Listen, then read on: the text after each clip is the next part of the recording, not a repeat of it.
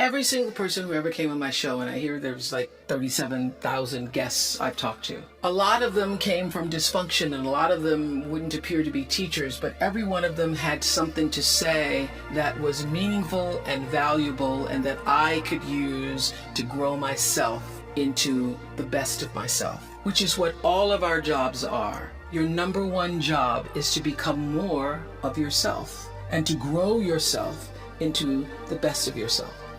And so I had a lot of great teachers, as we all do. I was doing an Oprah show about a decade ago. One of my greatest teachers was a man named John Diaz. We were doing a show called Would You Survive? And on Tuesday, October 31st in 2000, Singapore Airlines Flight 006, a Boeing 747 from Taipei to Los Angeles, took off with 179 souls aboard. 4 crew and 79 passengers perished in that flight, a total of 83 fatalities.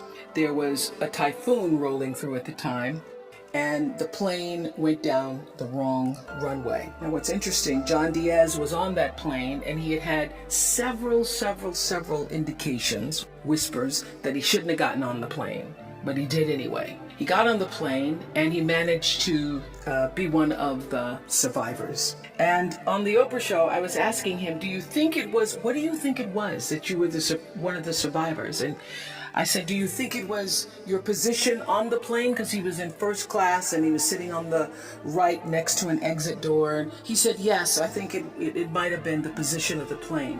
And also my quick thinking, he says, and the fact that I didn't stop moving. So I said, you don't believe, you're not a religious man, you don't believe that there was some kind of divine intervention going on there? He goes, no, I'm not a religious person. I do not believe that it was anything divine. I don't believe that. I did see, he said, as I got knocked back into the plane, that it looked like Dante's Inferno, with people strapped into their seats and just burning. And it seemed a bit to me, as I turned and looked backwards, like there was a light coming out of the tops of their heads. I guess you could call it an aura was leaving their bodies, and some lights were brighter than others.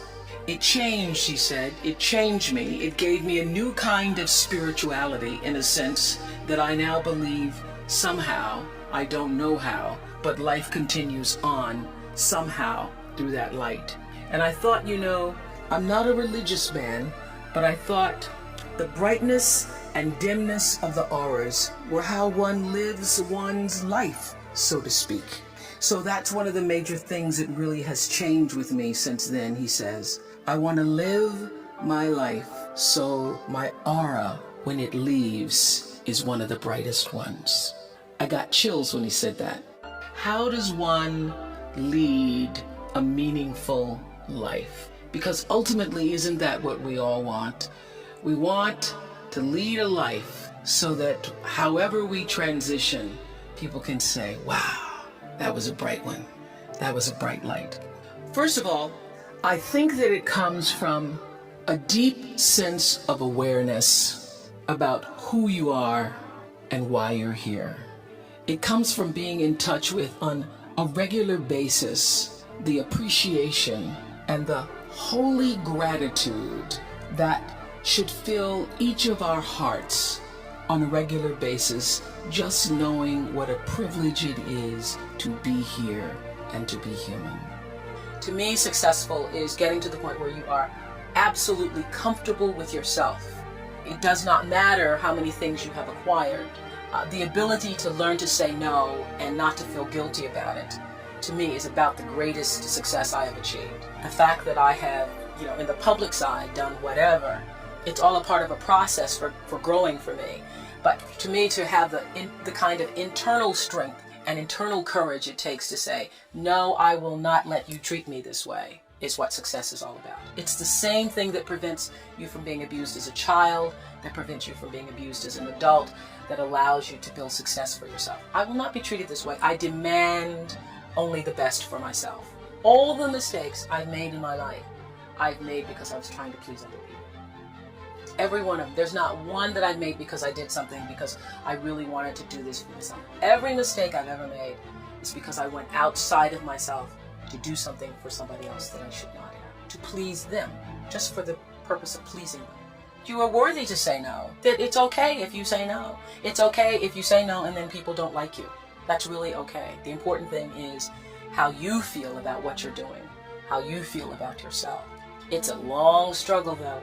And I'm just hoping that, in the work that I do on the show and the speaking that I do around the country, and that young people who are watching this can get the lesson sooner than I did. Because it's painful, because you keep repeating it over and over and over until you get it right. And what I found is that every time you have to repeat the lesson, it gets worse. Because I call it God trying to get your attention, the universe trying to get your attention. So we didn't get your attention the first time, so we're going to have to hit you a little harder this time. So I'm still doing it. I'm still learning. I say many times, the universe is always trying to get your attention. I use universe and God interchangeably. It's trying to get your attention. And sometimes it starts out, any major problem you encounter, it always started out as a whisper. By the time it gets to be a storm, you had a pebble knock you upside the head, you had a brick wall, you had the house to fall down, and before you know it, you're in the eye of the storm. But long before you're in the eye of the storm, you've had many warnings, like little clues. So now my goal in life is to not to have to hit the eye of the storm, is to catch it in a whisper, to get it the first time. And getting it comes from understanding I think the one thing that has allowed me to certainly achieve both material success and spiritual success is the ability to listen to my instinct. I call it my inner voice. It doesn't matter what you call it, nature, instinct, higher power. But the ability to understand the difference between what your heart is saying and what your head is saying. I now always go with the heart. Even when my head is saying, oh, but this is the rational thing. This is really what you should do. I always go with that little feeling, the feeling.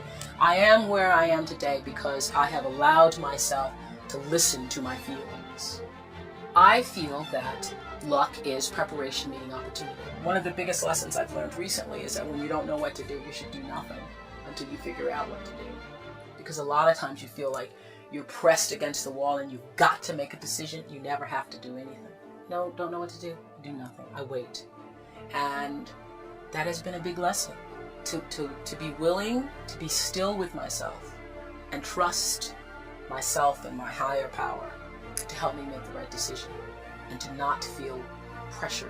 See, I think, we create stress for ourselves because you feel like you have to do whatever, you have to do it, you have to. I don't feel that way.